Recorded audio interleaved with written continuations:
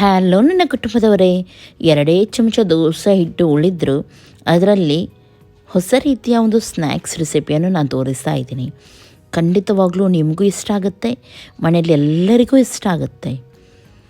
Okay, ಇದನ್ನು ಯಾವ ರೀತಿ ಮಾಡೋದಂತ ಹೇಳಿ ನಾನಿವಾಗ ತೋರಿಸ್ತೀನಿ. ಫಸ್ಟಿಗೆ ಒಂದು ಫ್ರೈಯಿಂಗ್ ಪ್ಯಾನ್ ತೊಗೊಂಡಿದ್ದೀನಿ. ಅದರಲ್ಲಿ 1 ಚಮಚದಷ್ಟು ಎಣ್ಣೆಯನ್ನು ಹಾಕ್ತಾಯಿದ್ದೀನಿ. ಅದರಲ್ಲಿ ನಾನಿಲ್ಲಿ 1 ಈರುಳ್ಳಿಯನ್ನು ಸಣ್ಣ ಸಣ್ಣದಾಗಿ ಹೆಚ್ಚಿ ಹಾಕಿದ್ದೀನಿ. ನೀರುಳ್ಳಿಯಲ್ಲಿ ಕೆಂಪಾಗುವವರೆಗೂ ಫ್ರೈ ಮಾಡಲಿಕ್ಕುಂಟು. ಅಷ್ಟು ತನಕ ಬೇರೆ ಏನು ಬೇಕು ನೋಡಿ ಅದನ್ನು ರೆಡಿ ಮಾಡೋಣ. 3 ಮೀಡಿಯಮ್ ಸೈಜ್ ಹಸಿ ಆಲೂಗೆಡ್ಡೆ ತಗೊಂಡು ಅದನ್ನು ಈ ರೀತಿ ಗ್ರೇಟ್ ಮಾಡಿ ತುರಿದಿಟ್ಟಿದ್ದೇನೆ. ಹಾಗೂ ಒಂದು ಸಣ್ಣ ಸೈಜ್ ಬೀಟ್ರೂಟ್ ಕೂಡ ನಾನಿಲ್ಲಿ ತುರಿದು ಇಟ್ಟಿದ್ದೇನೆ. ಇದನ್ನು ಎರಡನ್ನೂ ಕೂಡ ಇವಾಗ ಒಟ್ಟಿಗೆ ಹಾಕೋಣ. ಓಕೆ, ನೆಕ್ಸ್ಟ್ ಇಲ್ಲಿ ನೋಡಿ, ಇವಾಗ ನೀರುಳ್ಳಿ ಕೆಂಪಾಗ್ತಾ ಬಂತು. ಇದಕ್ಕೆ ಆಲೂಗೆಡ್ಡೆ, ಹಸಿ ಬಟಾಣಿ ಹಾಗೂ ಬೀಟ್ರೂಟ್ 3 ಕೂಡ ನಾನಿಲ್ಲಿ ಸೇರಿಸ್ತಾ ಇದ್ದೀನಿ. ಇವಾಗ 2 ಹಸಿಮೆಣಸಿನಕಾಯಿ ಹಾಕಿದ್ದೀನಿ. 1 ಚಮಚದಷ್ಟು ಜಿಂಜರ್ ಗಾರ್ಲಿಕ್ ಪೇಸ್ಟ್ ಹಾಕ್ತಾ ಇದ್ದೀನಿ. ಫಸ್ಟಿಗೆ ಇದನ್ನು ಮಿಕ್ಸ್ ಮಾಡೋಣ. ರುಚಿಗೆ ತಕ್ಕಷ್ಟು ಉಪ್ಪನ್ನು ಸೇರಿಸೋಣ. ಮಿಕ್ಸ್ ಮಾಡಿ ಫಸ್ಟಿಗೆ. ಓಕೆ, ಇದು ಸರಿಯಾಗಿ ಮಿಕ್ಸ್ ಆಗಿದ್ದೆ ನೋಡಿ, ಪರ್ಫೆಕ್ಟಾಗಿ ಇವಾಗ ಮಿಕ್ಸ್ ಆಗಿದೆ. ಇದಕ್ಕೆ ಮಸಾಲವನ್ನು ಹಾಕೋಣ. ಇಲ್ಲಿ ನಾನು ಗರಂ ಮಸಾಲ ಅರ್ಧ ಟೇಬಲ್ ಸ್ಪೂನಷ್ಟು, ಅರಿಶಿನ ಪೌಡರ್ 1/4 ಟೇಬಲ್ ಸ್ಪೂನಷ್ಟು, ಜೀರಾ ಪೌಡರ್ 1/4 ಟೇಬಲ್ ಸ್ಪೂನಷ್ಟು 3 ಕೂಡ ಸೇರಿಸಿದ್ದೀನಿ. ಹಾಗೂ ಸ್ವಲ್ಪ ಚುಟುಕಿಯಷ್ಟು ಸಕ್ಕರೆ, ಶುಗರನ್ನು ಕೂಡ ಆ್ಯಡ್ ಮಾಡ್ತಾಯಿದ್ದೀನಿ. ಇದು ಆಪ್ಷನಲ್, ಬೇಕಿದ್ದರೆ ಹಾಕಿ, ಇಲ್ಲದ್ರೆ ಸ್ಕಿಪ್ ಮಾಡ್ಬೋದು. ಚೆನ್ನಾಗಿ ಮಿಕ್ಸ್ ಮಾಡಿ. ಇವಾಗ ಈ ಮಸಾಲ ನೋಡಿ ಸರಿಯಾಗಿ ಮಿಕ್ಸ್ ಆಗಿದೆ. ಇನ್ನು ಇದು ಬೇಯಲಿಕ್ಕುಂಟು. ಹಾಗಾಗಿ ಏನು ಮಾಡೋಣ, ಇದನ್ನು ಹೀಗೇ ಸ್ವಲ್ಪ ನೋಡಿ ಈ ರೀತಿ ಹರಡಿ ಗ್ಯಾಸನ್ನು ಲೋ ಫ್ಲೇಮಲ್ಲಿಟ್ಟು ಮುಚ್ಚಿಡೋಣ. ನೀರು ಏನು ಕೂಡ ಸೇರಿಸ್ಬಿಡಿ, ಮುಚ್ಚಿಡಿ ಹಾಗೂ ಗ್ಯಾಸನ್ನು ಲೋ ಫ್ಲೇಮಲ್ಲಿಡಿ. ಒಂದು 2 ನಿಮಿಷದಲ್ಲಿ ಅದು ಅಲ್ಲಿಗೆ ಬೇಯುತ್ತೆ. ಇಲ್ಲಿ ನಾನು ಬೆಳಿಗ್ಗೆ ಉಳಿದ ದೋಸೆ ಹಿಟ್ಟು ತೊಗೊಂಡಿದ್ದೀನಿ. 2 ಚಮಚದಷ್ಟು ಉಂಟು, ಜಾಸ್ತಿ ಇಲ್ಲ. ಇದೇನು ಮಾಡಿದ್ದೀನಿ, ದೋಸೆ ಹಿಟ್ಟು ನೀವು ನೋಡ್ಬೋದು, ಉಳಿದ್ರೆ ಅದನ್ನು ನಾವು ಫ್ರಿಜ್ಜಲ್ಲೆಲ್ಲ ಇಟ್ಟರೆ ಮೇಲ್ಗಡೆ ಸ್ವಲ್ಪ ನೀರು ನಿಲ್ಲುತ್ತೆ, ಕೆಳಗಡೆ ಹಿಟ್ಟು ನಿಲ್ಲುತ್ತೆ. ಮೇಲ್ಗಡೆ ನೀರನ್ನು ನಾನು ಬಿಸಾಡಿದ್ದೀನಿ, ಹಾಗೂ ಕೆಳಗಡೆ ದಪ್ಪ ಹಿಟ್ಟು ಉಳಿದಿತ್ತು ನೋಡಿ, ಅದನ್ನು ಮಾತ್ರ ತೊಗೊಂಡಿದ್ದೀನಿ. ಇಲ್ಲಿ ನಾನು 2 ಮೊಟ್ಟೆಯನ್ನು ಹೊಡಿತಾ ಇದ್ದೀನಿ, ಯಾಕೆಂದರೆ ದೋಸೆ ಹಿಟ್ಟು ಕಮ್ಮಿ ಉಂಟು. ಹಾಗಾಗಿ ಇಲ್ಲದ್ರೆ ನೀವು 1 ಮೊಟ್ಟೆ, ದೋಸೆ ಹಿಟ್ಟು ಜಾಸ್ತಿ ಇದೆ ಆದರೆ 1 ಮೊಟ್ಟೆಯನ್ನು ಹೊಡೆದರೂ ಆಗುತ್ತೆ. ಅದು ಕೆಲವರು ಮೊಟ್ಟೆ ತಿನ್ನದವರು 1/4 ಕಪ್ಪಷ್ಟು ಕಡಲೆ ಹಿಟ್ಟನ್ನು ಸೇರಿಸಿ. ಇದಕ್ಕೆ ನಾನು ಇವಾಗ ಅರಿಶಿನ ಪೌಡರ್, ಸ್ವಲ್ಪ ಉಪ್ಪು, ಇದಕ್ಕೆ ಎಷ್ಟು ಬೇಕು ನೋಡಿ ಅಷ್ಟೇ ಉಪ್ಪು, ಯಾಕೆಂದರೆ ಹಿಟ್ಟಲ್ಲಿ ಕೂಡ ಉಪ್ಪು ಇದೆ ಹಾಗಾಗಿ, ಹಾಗೂ ಕೊತ್ತಂಬರಿ ಸೊಪ್ಪು ಎಷ್ಟನ್ನು ಹಾಕಿ ಸರಿಯಾಗಿ ಇದನ್ನು ಮಿಕ್ಸ್ ಮಾಡಿ. ಇವಾಗ ಇಲ್ಲಿ ಹಿಟ್ಟು ನೋಡಿ ರೆಡಿಯಾಗಿದೆ.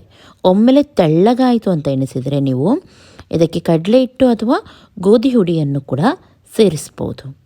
ಗೋಧಿ ಹುಡಿ ಸೇರಿಸಿದರೆ ಚೆನ್ನಾಗಾಗುತ್ತೆ, ಯಾಕಂದರೆ ಹಿಟ್ಟು ಇಲ್ಲಿ ನಮಗೆ ದಪ್ಪ ಬೇಕು.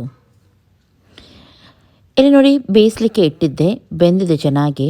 ಗ್ಯಾಸನ್ನು ಆಫ್ ಮಾಡಿ ಕೊತ್ತಂಬರಿ ಸೊಪ್ಪನ್ನು ಹಾಕಿ ಸರಿಯಾಗಿ ಮಿಕ್ಸ್ ಮಾಡಿ, ಉಪ್ಪೆಲ್ಲ ಕರೆಕ್ಟಾಗಿದೆಯಾ ನೋಡಿ ಆಮೇಲೆ ಇದನ್ನು ತಣ್ಣಗಾಗಲಿಕ್ಕೆ ಬಿಡಿ. ಇದು ಇವಾಗ ಕಂಪ್ಲೀಟಾಗಿ ತಣ್ಣಗಾಗಬೇಕು ನೋಡಿ, ಈ ರೀತಿ ಡ್ರೈ ಆಗಿ ಬರಬೇಕು, ನೀರು ಇರಬಾರ್ದು. ಇವಾಗ ಇದು ಕಂಪ್ಲೀಟಾಗಿ ತಣ್ಣಗಾಗಿದೆ. ಕೈಗೆ ಎಣ್ಣೆ ಅದು ಇದು ಏನು ಹಾಕಬೇಕಂತ ಇಲ್ಲ ನೋಡಿ. ಹೀಗೇ ಇದನ್ನು ಫಸ್ಟಿಗೆ ಸರಿಯಾಗಿ ಉಂಡೆ ಮಾಡಿ, ಟೈಟಾಗಿ ಕಿವುಚಿ ಉಂಡೆಯನ್ನು ಮಾಡಿ ಈ ರೀತಿ, ಯಾಕೆಂದರೆ ಇದು ಟೈಟಾಗಿ ಕೂತ್ಕೊಳ್ಬೇಕು. ಹಾಗೂ ನಾನಿಲ್ಲಿ ಸ್ವಲ್ಪ ಚಪ್ಪಟೆ ಆಕಾರ ಮಾಡ್ತಾಯಿದ್ದೀನಿ. ನೀವು ಮಾಡಲಿಕ್ಕೆ ಕಷ್ಟ ಆಗೋದಾದರೆ, ಕೆಲವರು ಫಸ್ಟ್ ಎಲ್ಲ ಮಾಡೋರು ಇರ್ತಾರೆ, ಅಥವಾ ಹುಡುಗಿಯರು ಫಸ್ಟ್ ಅಡುಗೆ ಮಾಡೋರು, ಅಂಥವರೆಲ್ಲ ಬಿಗಿನರ್ಸ್ ಆದರೆ ನಿಮಗೆ ಚಪ್ಪಟೆ ಮಾಡಲಿಕ್ಕೆ ಕಷ್ಟ ಆಗುತ್ತೆ ಅಂತಂದರೆ ನೀವು ರೌಂಡ್ ಶೇಪಲ್ಲೇ ಇಡಿ, ಏನು ಕೂಡ ಆಗೋದಿಲ್ಲ, ಚೆನ್ನಾಗಿ ಬರುತ್ತೆ. ನಾನು ಮಾತ್ರ ಇಲ್ಲಿ ಸ್ವಲ್ಪ ಚಪ್ಪಟೆ ಆಕಾರ ಕೊಡ್ತಾಯಿದ್ದೀನಿ, ಜಾಸ್ತಿ ಅಲ್ಲ. ಸರಿಯಾಗಿ ನೋಡಿ ಈ ರೀತಿ ಉಂಡೆಯನ್ನು ಮಾಡಿ ಆಮೇಲೆ ಸ್ವಲ್ಪ ಇದನ್ನು ನೋಡಿ ಈ ರೀತಿ ಚಪ್ಪಟೆ ಮಾಡ್ತಾಯಿದ್ದೀನಿ. ಕೆಲವರಿಗೆ ಮಾಡಲಿಕ್ಕೆ ಆಗಲಿಕ್ಕಿಲ್ಲ, ಸೈಡಲ್ಲೆಲ್ಲ ಹೊಡೆದು ಬರುತ್ತೆ, ಹಾಗೆ ಸ್ವಲ್ಪ ಕಷ್ಟ ಆಗ್ಬೋದು. ಅಂಥವರು ನೀವು ರೌಂಡ್ ಶೇಪಲ್ಲೇ ಇಡಿ. ಇವಾಗ ಇಲ್ಲಿ ಹಿಟ್ಟು ತೊಗೊಂಡಿದ್ದೀನಿ, ಇನ್ನೊಂದು ಸೈಡಲ್ಲಿ ಎಣ್ಣೆ ಬಿಸಿ ಆಗಿದೆ. ಹಿಟ್ಟನ್ನು ಇದರ ಮೇಲೆ ಈ ರೀತಿ ಹಾಕೋಣ ಚಮಚದಲ್ಲಿ. ನಾನಿಲ್ಲಿ ಚಮಚ ತೊಗೊಂಡಿದ್ದೀನಿ, ಚಮಚಕ್ಕಿಂತ ಇನ್ನೊಂದು ಮುಳ್ಳಿನ ಚಮಚ ಇರುತ್ತೆ ನೋಡಿ, ಅದನ್ನು ತೊಗೊಂಡ್ರೆ ನಿಮಗೆ ತುಂಬ ಈಸಿ ಆಗುತ್ತೆ. ಆಮೇಲೆ ಅದನ್ನು ಕೂಡ ನಾನು ತೋರಿಸ್ತೀನಿ ನೋಡಿ. ಇವಾಗ ಸರಿಯಾಗಿ ಹಿಟ್ಟನ್ನು 2 ಸೈಡ್ ಕೂಡ ಮುಳುಗಿಸಿ ಎಣ್ಣೆ ಬಿಸಿಯಾಗಿದ್ದೆ ಅದರಲ್ಲಿ ಹಾಕಿ. ಎಣ್ಣೆಯಲ್ಲಿ ಜಾಸ್ತಿ ತೊಗೊಳ್ಬೇಕಂತಿಲ್ಲ ನೋಡಿ, ಸ್ವಲ್ಪ ತೊಗೊಂಡ್ರೆ ಆಯಿತು ಫ್ರೈಯಿಂಗ್ ಪ್ಯಾನಲ್ಲಿ.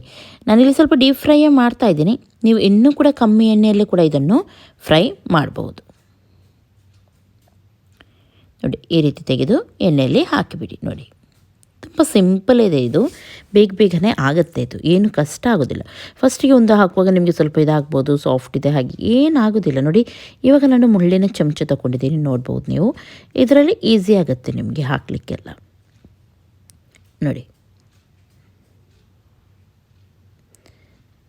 ನೋಡಿದ್ರಲ್ಲ, ಸಿಂಪಲಾಗಿ ಬೇಗನೆ ನೀವು ಹಾಕ್ಬೋದು. ಫಸ್ಟಿಗೆ ಹಾಕುವಾಗ ಗ್ಯಾಸನ್ನು ಮೀಡಿಯಮ್ ಫ್ಲೇಮಲ್ಲಿ ಸ್ಲೋ ಆಗಿ ಇಡಬೇಡಿ, ಮೀಡಿಯಮ್ ಫ್ಲೇಮಲ್ಲಿಡಿ. ಯಾಕೆಂದರೆ ಕೆಲವರಿಗೆ ಹಾಕಲಿಕ್ಕೆ ಸ್ವಲ್ಪ ಕಷ್ಟ ಆಗುತ್ತೆ, ಲೇಟ್ ಆಗುತ್ತೆ ಅಂಥವರು ಮೀಡಿಯಮ್ ಫ್ಲೇಮಲ್ಲಿಟ್ಟು ಆಮೇಲೆ ಎಲ್ಲವನ್ನು ಹಾಕಿದ್ದೆ ಗ್ಯಾಸನ್ನು ಐ ಫ್ಲೇಮಲ್ಲಿಡಿ ಹಾಗೂ ಫ್ರೈ ಮಾಡಿ. ಫಸ್ಟಿಗೆ ಯಾವುದು ಹಾಕಿದರೆ ನೋಡಿ ಅದನ್ನು ಒಂದೊಂದಾಗಿ ಟರ್ನ್ ಮಾಡ್ತಾ ಬನ್ನಿ. ಸ್ವಲ್ಪ ಫಸ್ಟಿಗೆ ಮೇಲ್ಗಡೆಯಿಂದ ಸ್ವಲ್ಪ ಎಣ್ಣೆಯನ್ನು ಹಾಕಿ ಹಾಗೂ ಟರ್ನ್ ಮಾಡಿ. ನೋಡಿ ಈ ರೀತಿ ನೋಡಿದ್ರಲ್ಲ, ಈಸಿಯಾಗಿ ಬರುತ್ತೆ. ಇದು ಚೂರು ಕೂಡ ಕಷ್ಟ ಆಗೋದಿಲ್ಲ. ಇದು ನೋಡಿ ಖಡಕ್ಕಾಗಿ 2 ಸೈಡ್ ಕೂಡ ನೀವು ಫ್ರೈ ಮಾಡಿದರೆ ಆಯಿತು, ತುಂಬ ಚೆನ್ನಾಗಾಗುತ್ತೆ. ಹೊರಗಡೆಯ ಕವರ್ ಸ್ವಲ್ಪ ಕ್ರಿಸ್ಪಿಯಾಗಿ, ಒಳಗಡೆಯ ಮಸಾಲ ಸೂಪರ್ ಸಾಫ್ಟಾಗಿ ಚೆನ್ನಾಗಿ ಬರುತ್ತೆ. ಇದು ಖಂಡಿತವಾಗ್ಲೂ ನಿಮಗೆಲ್ಲರಿಗೂ ಕೂಡ ಇದು ಇಷ್ಟ ಆಗುತ್ತೆ. ಕೆಲವೊಮ್ಮೆ ಸ್ವಲ್ಪ ನಮ್ಮ ಹತ್ರ ದೋಸೆ ಹಿಟ್ಟೆಲ್ಲ ಉಳಿಯುತ್ತೆ, ಅದನ್ನು ವೇಸ್ಟ್ ಮಾಡೋದಕ್ಕಿಂತ ಈ ರೀತಿ ನೀವು ಸಂಜೆ ಸ್ನ್ಯಾಕ್ಸ್ ಮಾಡ್ಬೋದು. ನೋಡಿ ದೋಸೆ ಹಿಟ್ಟೆಲ್ಲ ಹಾಕೋದ್ರಿಂದ ಕ್ರಿಸ್ಪಿಯಾಗಿ ಚೆನ್ನಾಗಿ ಬರುತ್ತೆ ಇದರ ಕವರೆಲ್ಲ.